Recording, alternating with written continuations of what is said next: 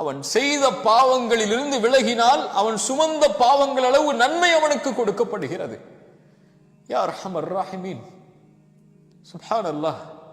அல்லாஹ்வை தௌபாவின் மூலமாக நெருங்குவதை அல்லாஹ் நேசிக்கிறான், அல்லாஹ் விரும்புகிறான். எதுவரை? தௌபா.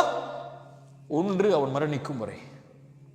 இரண்டாவது, அவனுக்கு சூரியன் உலகத்தில் மேற்கில் இருந்து உதிக்கும் வரை தௌபாவின் வாசல் மூடப்படாது. ஆனால் யாஹை யௌஹ்தி, என் சகோதர சகோதரி, தௌபா செய்வதற்கு அல்லாஹ் வாய்ப்பு கொடுப்பானா?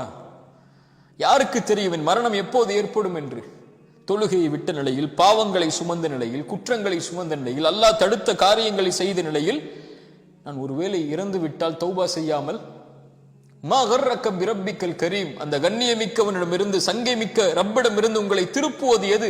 நாளை மறுமையில் அவனை எதோடு நீங்கள் சந்திக்க போகிறீர்கள்?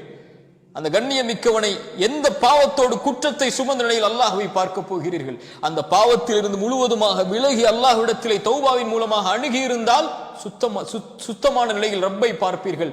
தௌபா செய்யாமல் அல்லாஹ் உங்களுக்கு மரணத்தை கொடுத்திருந்தால் எந்த நிலையில் ரப்பை சந்திப்பீர்கள்? யாருக்கு முன்னால் அந்த பாவத்தை செய்கிறீர்கள்? அறிஞர்கள் சொல்லுவார்கள், பாவத்துடைய சிறுமையை பார்க்காதீர்கள், அந்த பாவத்தை யாருக்கு முன்னால் செய்கிறீர்கள் என்று பாருங்கள். துப் அல் ஆன், அல்லாஹ் கொடுத்திருக்கக்கூடிய இந்த மூச்சு வாய்ப்பது பாவத்தில் இருந்து விலகுவதற்கு.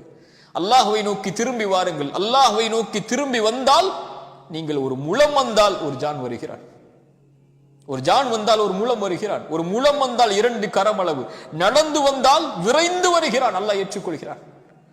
திரும்பி வந்து விட்டேன் என்று சொன்னால் போதும், அல்லாஹ் அரவணைத்துக் கொள்வான்.